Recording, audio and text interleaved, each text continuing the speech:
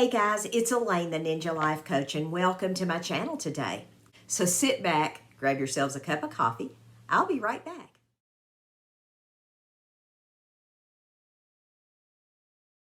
Hey everybody, I'm back.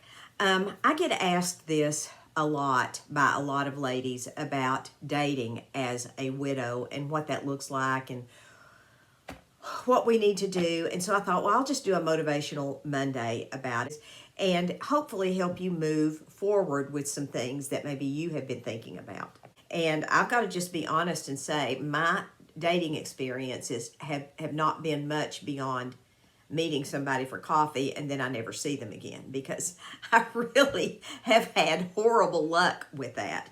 So I think if anybody wants to really know about dating, I think they need to talk to somebody other than me, because I have pretty much reached the conclusion that what I'm doing is what God wants me to do.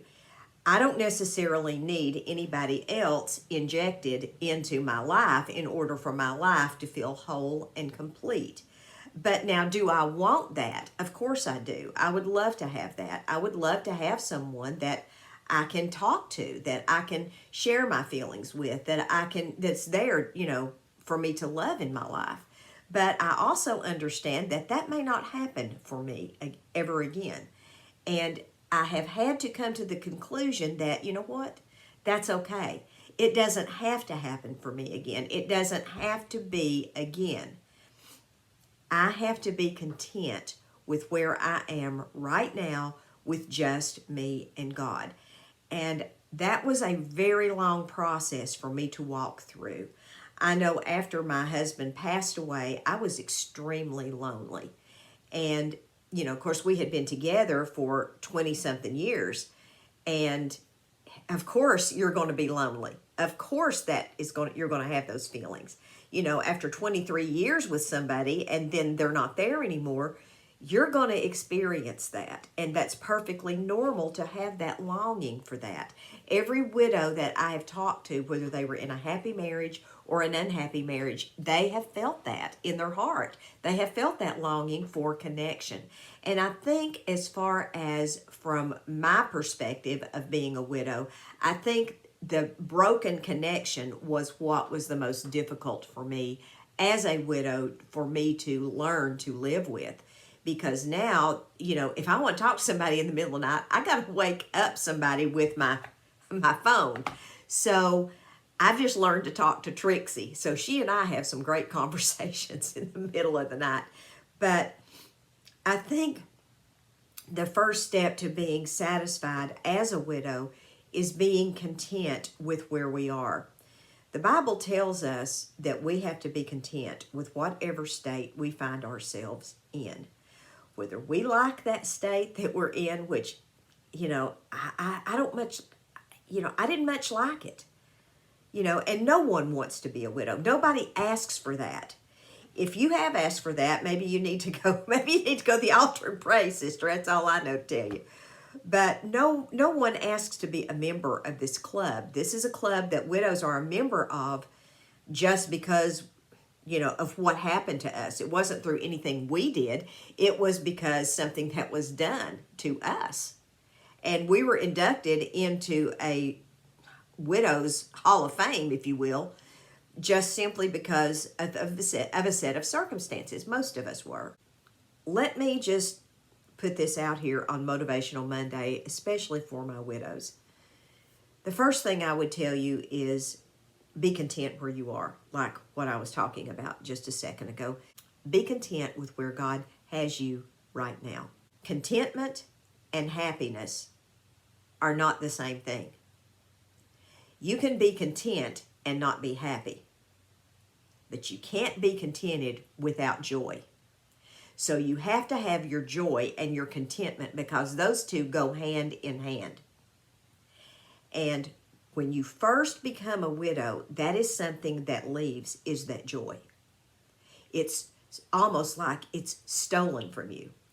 And if you didn't have it beforehand, it's very difficult to find it and get it.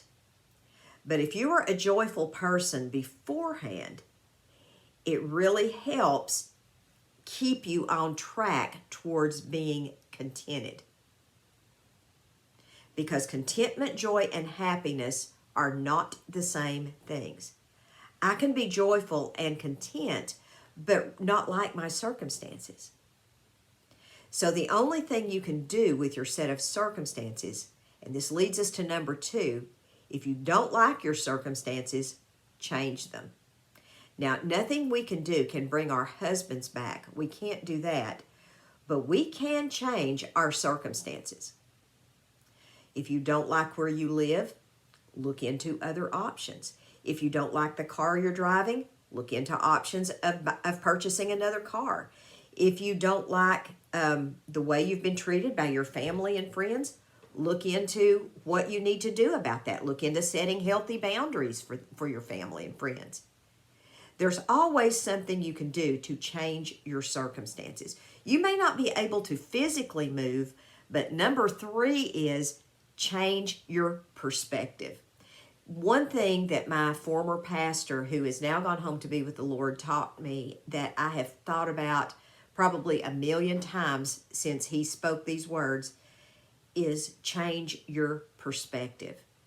You may not be able to change your physical circumstances, but you can certainly change your perspective of your circumstances. So wherever you are, or mentally, you can change that. You have the power to change that. You are the only one who can change that. No one can do it for you. Unfortunately, if I could do it for you, I would, but I can't. So if you don't like where you are physically, change that. If you don't like where you are spiritually, change that. If you don't like where you are financially or emotionally, change that. Change your perspective. I know I can say for a lot of folks that last year, a lot of folks' perspective got changed just because of everything that went on in the world. And if you can take that paradigm shift and extrapolate that into where you're walking as a widow, then, you will be able to see things a little bit differently. And look, if you're new to widowhood, if you are 1 to 6 months into your widowhood, you are probably not going to want to do this because you're probably not capable of doing it. So give yourself some grace and give yourself some time to grieve. I'm not saying to circumvent the grieving process, but I'm telling you, when you feel ready to move forward, these are some things that are going to help you and that's going to keep you moving forward and keep you joyful and keep you happy and keep your perspective changing and keep your circumstances under control. And they are things that are going to help you move when you and God decide it's time for you to move forward into wholeness. Listen, you guys, I hope you all have a wonderful day. I've dropped a link down in the description box to everything I do. When you get an opportunity, take a look at it. I love you guys. I just spoke to you from my heart today. I just wanted to drop this in here on Motivational Monday, speaking specifically to my widows. I know that sometimes it's hard, but, ladies, I know every day it's hard. Every day loss is hard. So if you have lost someone close to you, a spouse, a husband, a parent, a child, take heart. Take heart. You will never forget that. That is a part of you. But you can move forward with your life regardless of those circumstances. Guys, I love you all. I hope you all have a wonderful day. God bless you all. I love you. Maranatha, folks. Bye-bye.